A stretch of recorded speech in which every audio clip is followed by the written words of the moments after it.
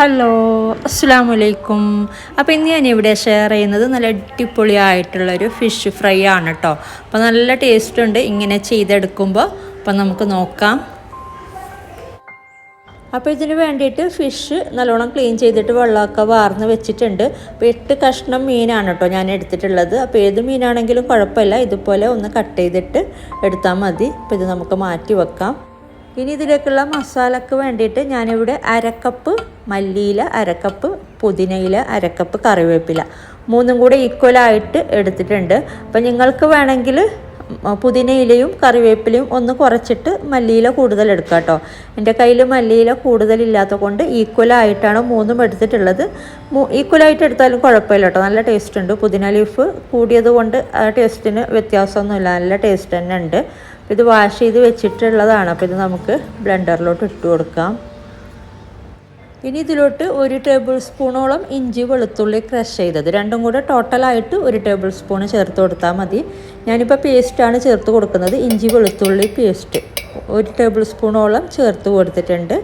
ഇനി ഒരു പകുതി നാരങ്ങയുടെ നീര് അതും കൂടെ ചേർത്ത് കൊടുത്തിട്ടുണ്ട്.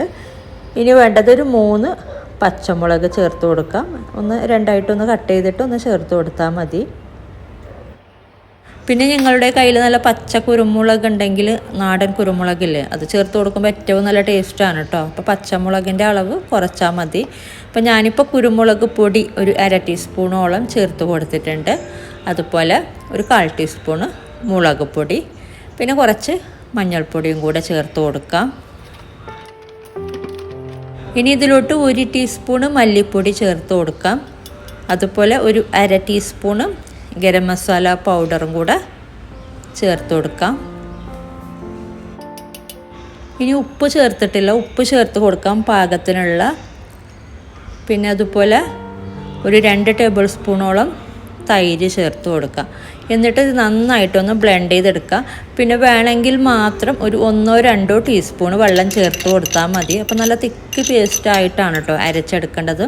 അപ്പോൾ നന്നായിട്ട് തന്നെ ബ്ലെൻഡ് ചെയ്തെടുക്കുക. അപ്പോൾ ഞാൻ നന്നായി അരച്ചെടുത്തിട്ടുണ്ട്. അപ്പോൾ ഇടയ്ക്കൊന്ന് നോക്കിയിട്ട് എല്ലാം കൂടെ മിക്സ് ചെയ്ത് കൊടുത്തിട്ട് ഒന്നും കൂടെ അരച്ചെടുക്കുമ്പോൾ നല്ല ഫൈൻ പേസ്റ്റായിട്ട് തന്നെ നമുക്ക് അരച്ചെടുക്കാൻ പറ്റുന്നുണ്ട്. പിന്നെ പറഞ്ഞ പോലെ 1 ടീസ്പൂൺ വെള്ളവും കൂടെ ചേർത്ത് കൊടുത്തിട്ടുണ്ടായിരുന്നു കേട്ടോ. അപ്പോൾ ഇത് നമുക്കൊരു ബൗളിലോട്ട് മാറ്റാം. അപ്പോൾ ഇത് കണ്ടില്ലേ, നല്ല തിക്കായിട്ട് നല്ല ഫൈൻ പേസ്റ്റായിട്ട് തന്നെ അരച്ചെടുത്തിട്ടുണ്ട്.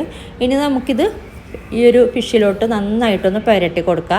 എല്ലാ പീസിലോട്ടും എല്ലാ ഭാഗത്തും എത്തുന്ന രീതിയിൽ നന്നായിട്ടൊന്ന് പുരട്ടി കൊടുക്കുക.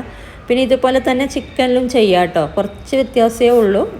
കറിവേപ്പിലൊക്കെ ചേർക്കുന്നില്ല, മല്ലിയില കൂടുതൽ ചേർക്കുന്നുണ്ട്. കറിവേപ്പില കുറച്ചേ ചേർക്കുന്നുള്ളൂ.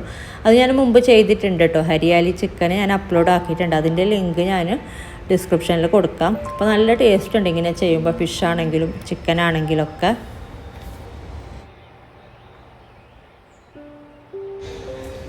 അപ്പോൾ മസാലയൊക്കെ നന്നായി പുരട്ടി കൊടുത്തിട്ടുണ്ട്. അപ്പോൾ നമ്മുടെ മസാലയും ഓൾമോസ്റ്റ് ഫിനിഷിങ് ആയിട്ടുണ്ട്.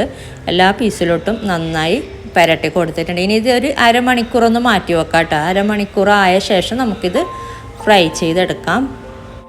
അപ്പോൾ ഇത് 1/2 മണിക്കൂർ ആയിട്ടുണ്ട്. ഇനി നമുക്ക് ഫ്രൈ ചെയ്തെടുക്കാം. അപ്പോൾ ഒരു പാൻ വെച്ചിട്ട് നന്നായി ചൂടായ ശേഷം എണ്ണ ചേർത്ത് കൊടുക്കാം.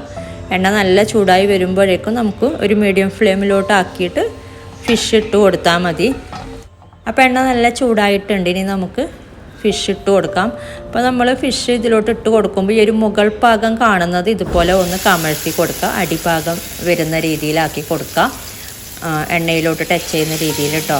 ആ ഒരു പ്ലേറ്റിൽ കമഴ്ന്നിട്ടുള്ള ഭാഗം നമ്മൾ മുകൾ ഭാഗത്തേക്ക് ഇതുപോലെ വരുന്ന രീതിയിൽ ഇട്ട് കൊടുത്താൽ മതി. അപ്പോൾ നമുക്ക് ആ ഒരു പ്ലേറ്റിലോട്ട് ഇങ്ങനെ ടച്ച് ചെയ്യുമ്പോൾ അതിൻ്റെ മസാലയൊക്കെ കുറച്ച് പോയിട്ടുണ്ടാവും. അപ്പോൾ ഇത് കണ്ടില്ലേ, ഈ ഒരു പ്ലേറ്റിലൊക്കെ കുറച്ച് മസാലയൊക്കെ ഉണ്ട്. അപ്പോൾ നമുക്ക് ഇതിൻ്റെ മുകളിലോട്ട് കുറച്ചൊന്ന് ഇതുപോലെ ആക്കി കൊടുത്താൽ മതി.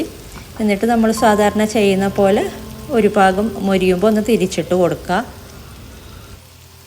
അപ്പോൾ ഇതുപോലെ കുറേശ്ശെയായിട്ട് ഇട്ട് കൊടുത്താൽ മതി.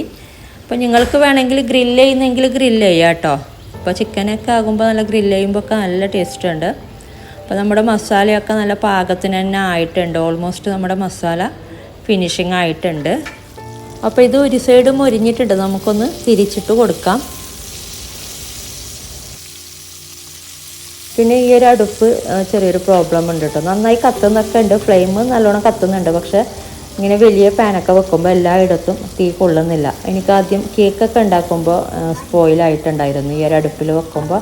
അപ്പോൾ ഞാൻ സാധാരണ ഈ ഒരു അടുപ്പിൽ അങ്ങനെ വെക്കാറില്ല, വലിയ പാൻ അല്ലെങ്കിൽ വലിയ പാത്രമൊക്കെ വെക്കുമ്പോൾ.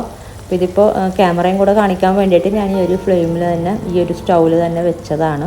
അപ്പോൾ ഇതിൻ്റെ അറ്റത്തുള്ളതൊന്നും അങ്ങനെ ഫ്രൈ ആയി വന്നിട്ടില്ല, നടുക്കുള്ളത് മാത്രമാണ് ഫ്രൈ ആയിട്ട് വന്നിട്ടുള്ളത്. അപ്പോൾ ഇത് ഞാനിങ്ങനെ മാറ്റി കൊടുത്തിട്ടുണ്ട്. ഇതുപോലെ രണ്ട് സൈഡും മൊരിയുമ്പോൾ നമുക്ക് സാധാരണ ചെയ്യുന്ന പോലെ ഫ്രൈ ആക്കി എടുത്താൽ മതി. അപ്പോൾ ഇതിൽ നമുക്ക് രണ്ട് സൈഡും ഫ്രൈ ആയി വന്നത് നമുക്ക് മാറ്റാം. ഇതുപോലെ രണ്ട് സൈഡും ഇതുപോലെ ഫ്രൈ ആയി വരുമ്പോൾ മാറ്റിയാൽ മതി. അപ്പോൾ ഇന്ന് മക്കൾക്കൊക്കെ വിശപ്പൊക്കെ കുറച്ച് കൂടുതലാണ്, ഇതിൻ്റെ സ്മെല്ല് കേട്ടിട്ടാവണം എല്ലാം ചോറ് എന്നൊക്കെ ചോദിച്ച് വന്നിട്ടുണ്ട്. അപ്പോൾ ഇതുപോലെ ഫ്രൈ ആയി വന്നത് ആദ്യം മാറ്റാം, എന്നിട്ട് ബാക്കിയുള്ളതും കൂടെ ഫ്രൈ ചെയ്തെടുത്താൽ മതി. അപ്പോൾ നല്ല അടിപൊളിയായിട്ടുള്ള ഗ്രീനി ഫിഷ് ഫ്രൈ ആണ്.